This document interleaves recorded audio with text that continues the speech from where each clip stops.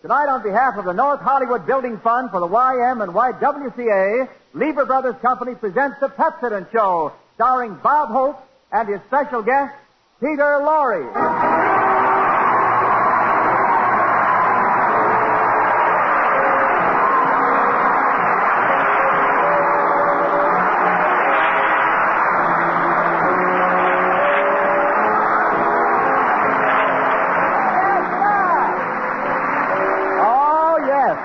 Thank you, relatives. How do you do, ladies and gentlemen? This is Bob broadcasting from North Hollywood, California for the YMCA's Building Fund Hope, telling you whether you're an office boy or a vice president, to use Pepsodent, you won't have any trouble getting dated because your teeth will be well mated, they'll never be gold-plated, shaded, or like me and get faded.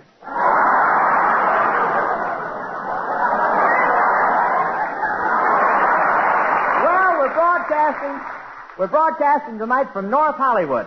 It's called North Hollywood because it's 6 miles east of Hollywood.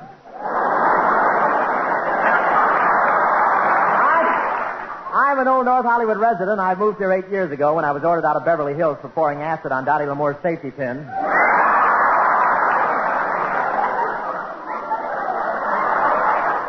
I had a big reception when I returned to my neighborhood. I was met by a 30-piece brass band. Well, not exactly 30 pieces, 15. Well, not exactly 15 pieces. It was more like 6. Well, not exactly a brass band. 2 guys were fixing the sewers and banging the pipes. But I love it here. North Hollywood is my home. Our home. Be it ever so humble, it's 8 to 5. The Bank of America owns it. I live right next to the Lakeside Golf Course, and it's very confusing being so close to the links. Just this morning, I thought I was eating an egg until I turned it over and saw Spalding stamped on it. I'll take a box of Greenland. And a lot of movie stars live in North Hollywood. On a moonlight night, you can see Peter Lorre standing in front of the lake, howling at his reflection. And the big stars in Hollywood don't like to be bothered, so they put a fence around my house. And Sinatra lives here and loves it. Why, he's so sentimental, he says every time he returns, a throat comes up in his lump. I can see him exercising every morning. He does push-ups until he finally stands up. And he's helping with the YMCA drive. He strolled down Lancashire Boulevard without a shirt this morning, and 3,000 people signed up for the gym class.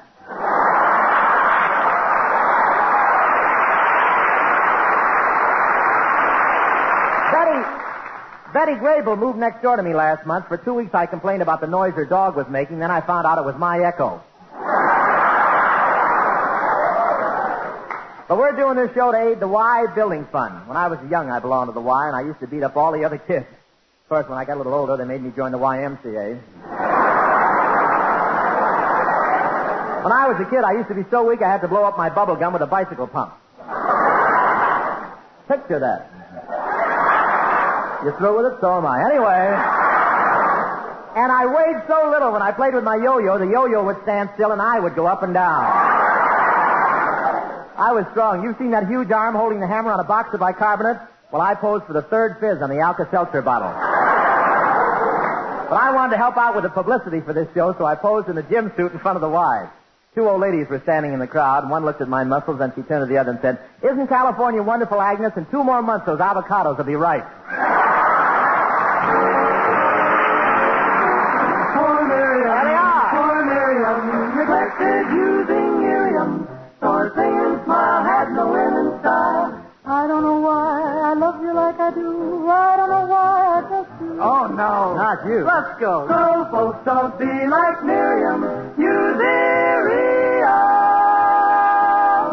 The first time you try the new improved Pepsodent toothpaste, something wonderful happens to you. Your teeth look For fine work on 2 previous shows with us this season, we made a special effort to bring back the Lilton Miss Martha Tilton, ladies and gentlemen.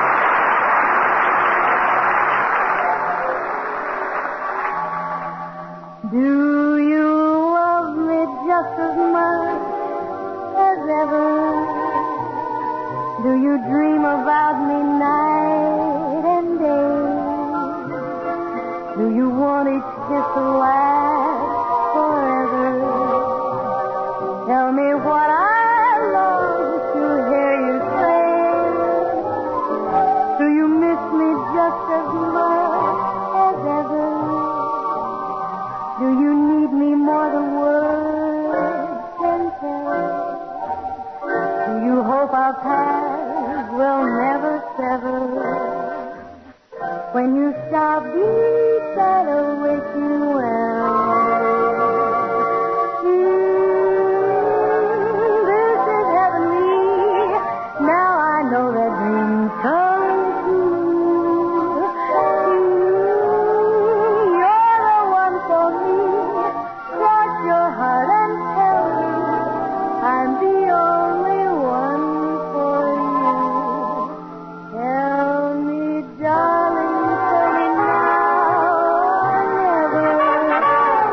what your eyes have told me from the start.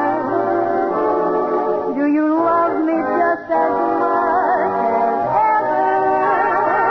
That's the way that I love you, sweetheart. That's the way that I love you,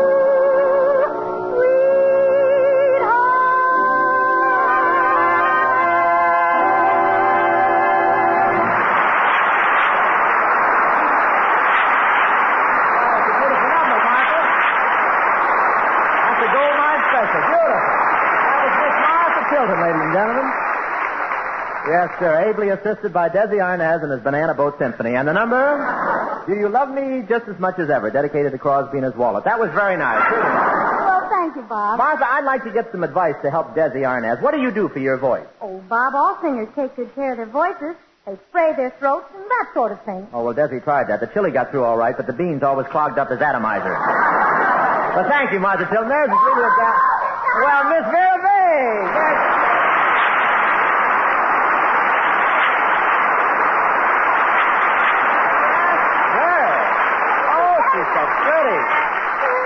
Miss Vera Veg, the society hostess of Griffith Park. Well, Mr. Hope, nature's question mark. Just a second. You know, Miss Veg, we're broadcasting from my own neighborhood tonight. Oh, really? I couldn't tell. The audience looks relatively the same. Well, naturally, same relatives. But my neighbors really cooked up a fine reception for me, didn't they? Did you see all those welcome home signs? You read them wrong, Mr. Hope. They said welcome ham.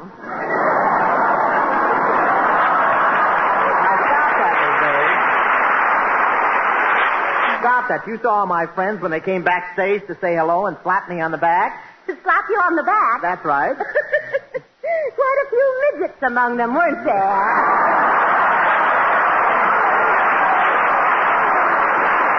You're getting real frisky since the new crop of alfalfa came in, aren't you, huh? Well, what have you been doing here, Miss Vague? Well, all the big movie stars who live here in North Hollywood have invited me to a housewarming. Oh, that's funny. They didn't invite me. Well, don't worry about it, Mr. Hope. You'll be there. We're setting fire to your house.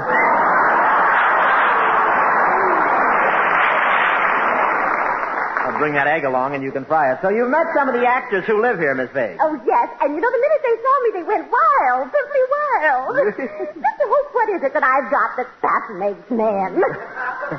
I don't know, Miss Vague, but whatever it is, you've only got it in the trial size.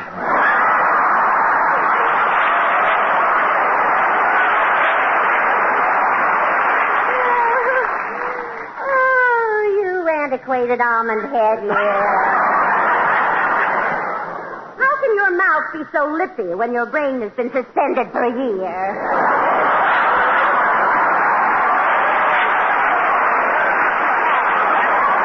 Editor, I want to congratulate you, Mr. Hope. I just heard that you've been made editor of Woman's Magazine for this month. Oh, yeah, that's true, Miss Vague. Thank you. They decided for this month's editor they'd like to step out of their own sex. Gracious, they must have stumbled. What do you know about women, Mr. Hope? Well, my mother was a woman. Yes, poor thing, and I'll bet she expected a baby. Well, we're here for the Y Recreational Building Fund, Miss Vague. Come on, I'll take you over and show you the new Y building.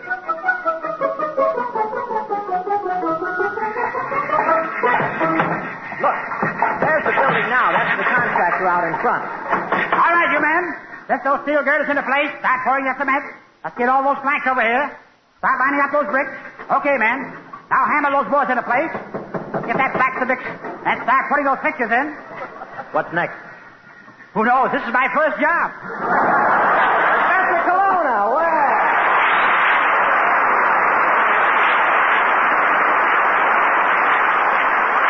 Colonna, what do you know about building anyway?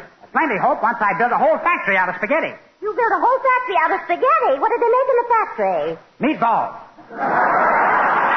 Colonna, you've got spaghetti and meatballs on your brain. Yes, it saves carrying a lunchbox. Professor, I don't think you've had any construction experience at all? Oh, don't worry. Really, I'm a great mathematical engineer, the best in the world. Now, look, Kelowna, if you're such a great mathematical engineer, you can answer this little problem. In a building of 28 stories containing 13 cubic feet in each room below 14 and 14 cubic feet in each room above 13 with 25% masonry, 18% aged lumber, and 57% steel, what would be the stress in cubic pound inches on the number 61 girder? Pardon?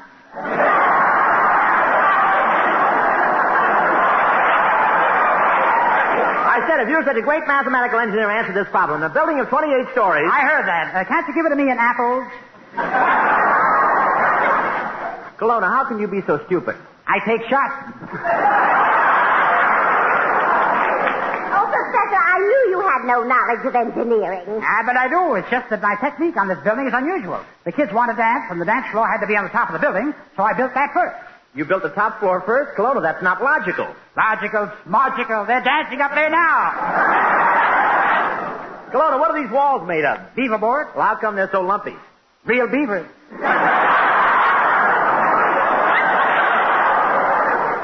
Well, tell me, Kelowna, do you morons have a third party? That's a silly question for our candidate to ask.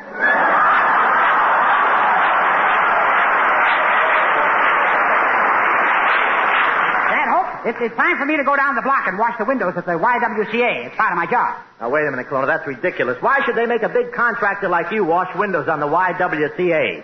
I don't ask questions. I just have fun. Before you go, Professor, how about showing us around? Okay. Well, right here are the Goodminton courts. Goodminton? Kelowna, it's badminton. Badminton. Please, Hope, some folks like the game. Why knock it? After all, Hope, Joe Schlunk the midget likes the game. Joe Schlunk the midget? Who's he? Well, he's the little guy who rides around on Henry Wallace's shoulder. Well, what about it?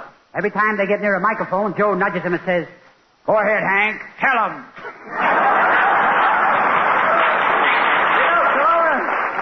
Kelowna, you're an idiot's dream. Sleep tight.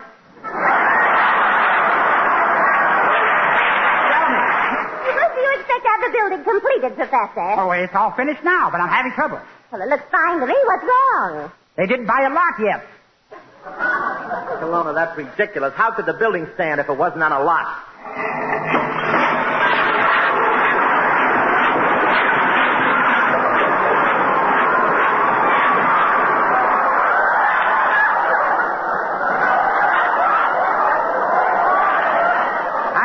And you knew it, but the building didn't.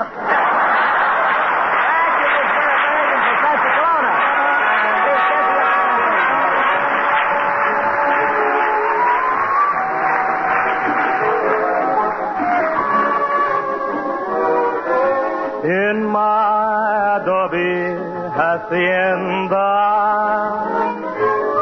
there's a touch of Mexico. Cactus lovelier than orchid, blooming in the patio. Soft desert stars and the strum of guitars make every evening seem so sweet. In my Adobe Hacienda, life and love are more complete.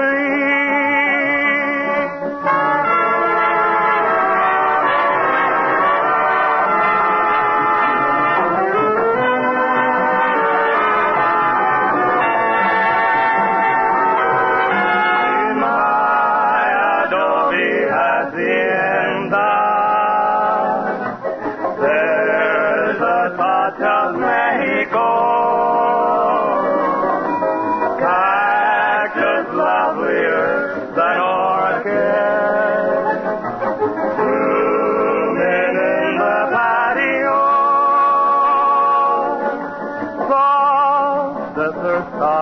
And the strum of guitar, sweet music starts to fill the air.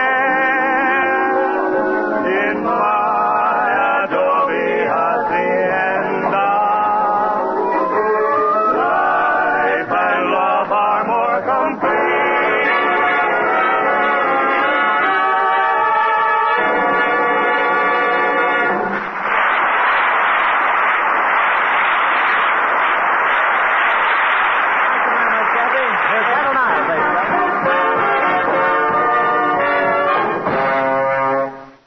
long since you've seen sparkle in your smile.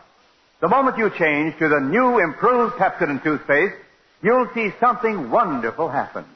Your teeth will shine radiantly bright. Your whole mouth feels tingling clean. For this new Pepsodent with Irium is different from other toothpaste you've tried. You notice first its difference in taste. It has a cleaner, brighter taste that means cleaner, brighter teeth. Next, you feel the difference in the way it cleans. For this new Pepsodent has more Irium, the exclusive cleansing ingredient that Pepsodent alone contains. It gives an abundance of active Irium foam, sweeps dulling film away, brings new brightness to your teeth. Try this new improved Pepsodent toothpaste with Irium. See something wonderful happen to your smile. Remember to listen to next week's show when we'll announce the Chevrolet winners of the 6th and final week's My Favorite Brunette contest. Dear Miriam, sweet Miriam, now she's using Irium. So her sing and smile has a grin and style. So folks just be like Miriam. Use Irium. Thank you. As our special guest tonight, we have one of Hollywood's outstanding screen menacers. This guy not only steals every scene he plays in, he kills everybody just to make sure. He's sinister, he's ruthless, but he's lovable. Your favorite and mine, Peter Lorre, ladies and gentlemen.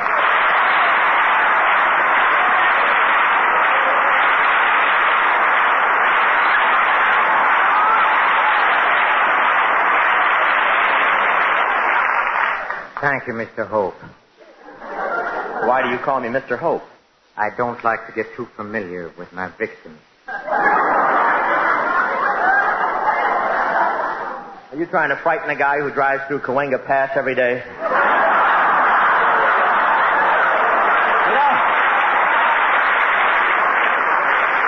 On a flat. You know, Peter, I've always admired the way you commit a crime. Thank you, Bob, and I've always admired your programs, too.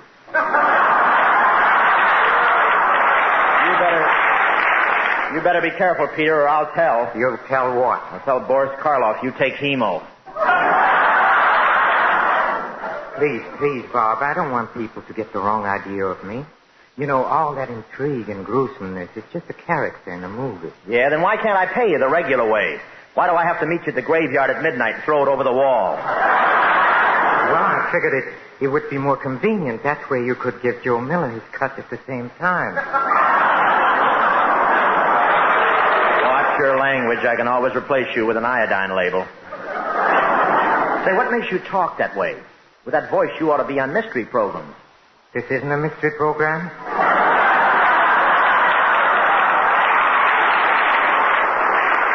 It used to be, but the vice president gave up.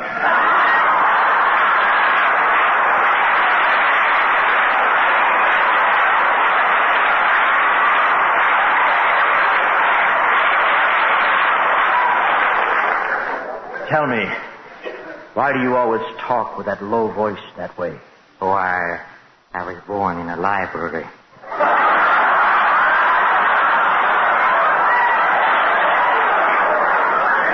In fact, I had to stay there for 6 months. How come? My father lost his card.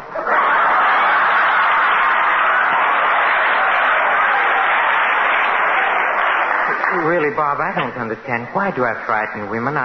I think I speak quite softly and gently. That's just it, that voice. It's scary. Why do you always whisper like that? I can help it. I used to sell butter during the war.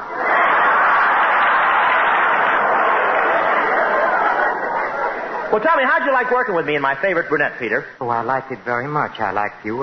I'm easy to get along with. You know that, Bob. Yeah, you're easy to get along with. You either like someone or they're not there anymore.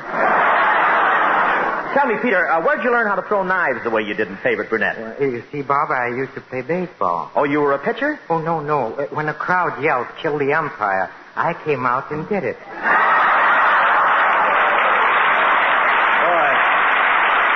You were a smash in Brooklyn. Well, that voice you have is wonderful, but you really should be on a program like Inner Sanctum. I'll tell you what. Let's do our version of Inner Sanctum. A little creep music, Desi.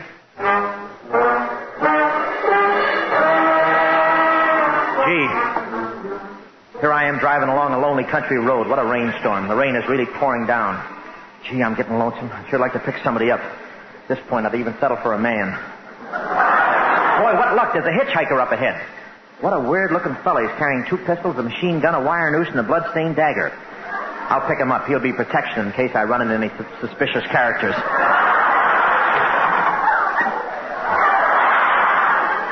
Hey, you want a lift, mister? Yes, certainly. What do you think I'm doing with my thumb in the air? Drying nail polish, huh? Well, hop in. Fine. I'll just put my suitcase in the bag. Say, that's a pretty big suitcase. What do you got in it? I don't know. We weren't introduced. Some night, huh? I like rain. Rain, rain, and more rain. When the skies are dark and there's thunder and lightning and it pours, I feel wonderful. What part of Santa Monica are you from, Bud? Do not toy with me. I feel very depressed tonight. Oh, well, cheer up. It's a lonely road. Maybe we'll come across a double suicide or a train wreck or something. I'll turn the radio on. Maybe that'll help. Hello, Ben. This is Beatrice Bakefax again with advice to the lovesick. I've got my favorite program. Now, here's a letter from a suffering girl. She says, I'm deeply in love with a boy named Joe. He loves me, too. His parents are willing to let us get married. I'm sure we could be very happy. What should I tell my husband? Now, here, girls, here's some helpful hints. I'm sure you... Excuse me, Miss Fairfax, but here's a special announcement. Calling all cars. Be on the lookout for a mad killer. Remember, this murderer is ruthless, men. He's ruthless. I know, I get Ruth right here.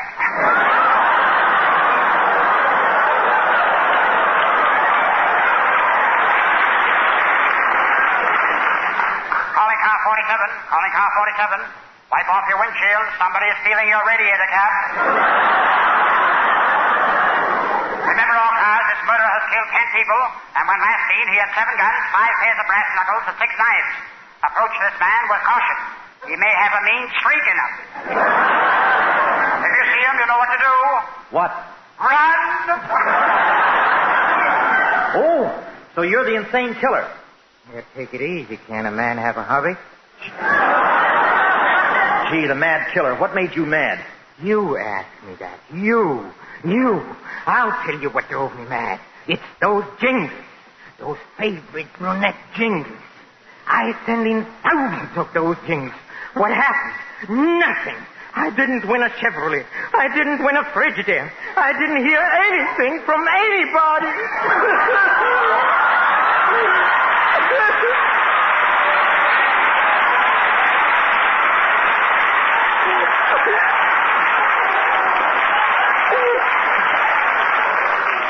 Have you got a handkerchief? No. Have you got a handkerchief? No.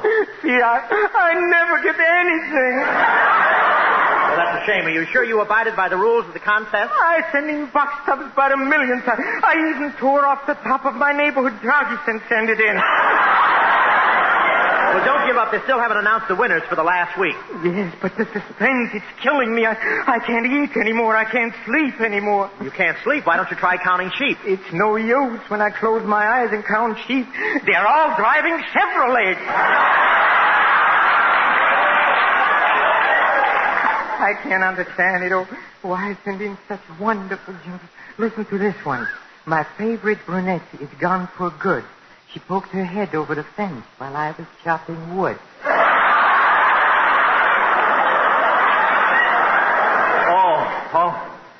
Oh. Am I crowding you? Oh, don't worry about me. I like sitting out here in the fender. Uh-oh. Looks like you're a dead pigeon. There's a roadblock up ahead. I better slow down. Keep going, you fool. Stop! We got you now, Lorre. You're through. Cologne, I can't stop. He's got a gun to my head. What'll I do? Want to sell you a car? You are through, Hope. I'm going to shoot you through your head several times and kill you. No, don't. I'll get you a Chevrolet. I'll do anything to get you a Chevrolet. I'll steal one from Madman Muntz. Don't do anything. I'll steal one. You'll steal one? Yes. Oh! Peter, why did you shoot me? Because I can't stand a crook.